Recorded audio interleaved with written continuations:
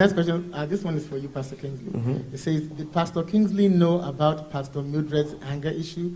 I guess that's based on your sermon tonight.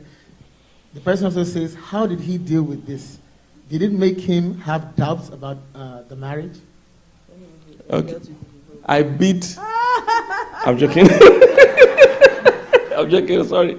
Okay, interestingly, she didn't exhibit that at all. She had dealt with it before. I dealt with it before I got married. So you need to prepare yourself before we get married. So I was just afraid of triggers. But I dealt with it with the word and with prayer before I even met him. Yeah. So he was here, and the way people hear it, that's how I was hearing it in church. I used to be like, I never knew anything about that. Yes. But the Spirit of God can help you so well that those things, there will be a difference between who you were before and who you are after you're submitted to Christ. So all of that, he didn't see any of that. At all, yeah. What advice do you have for singles to unlearn bad habits or behaviors before entering marriage? Yeah, the Word of God. You see, I usually say that everything we're required to do in marriage or relationship is what we've been required to do as believers. So the problem we have is not really a marriage crisis, it's a faith crisis.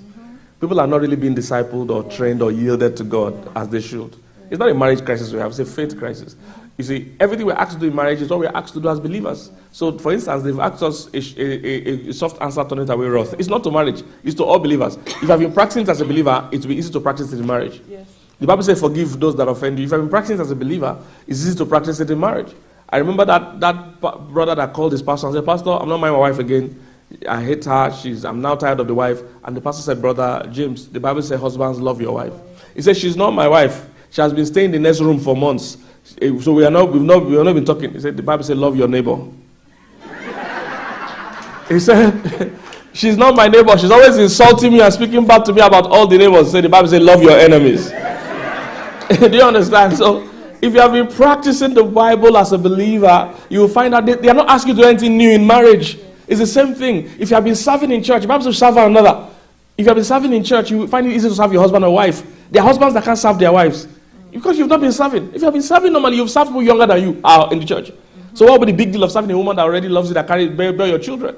You see, so all the instructions in marriage are for believers, but many believers are not practicing it as believers. So in marriage, it becomes a big task. I can never forgive. You're only saying that because you never practice forgiveness as a Christian. If you've been practicing forgiveness with God or that as a believer, you'll find out that you're already well prepared in marriage. Because in marriage is for two givers and two forgivers.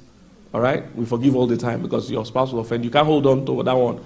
You have to move on quickly. So you forgive them before they apologize. Sometimes they will never even apologize. So you forgive and move on quickly. So practice the word of God, all right, as a believer. Listen to what your mates are complaining about you, your character, your attitude now. Don't wait for marriage. Deal with it now. They say you talk too much. They say you are rude. They say you are selfish.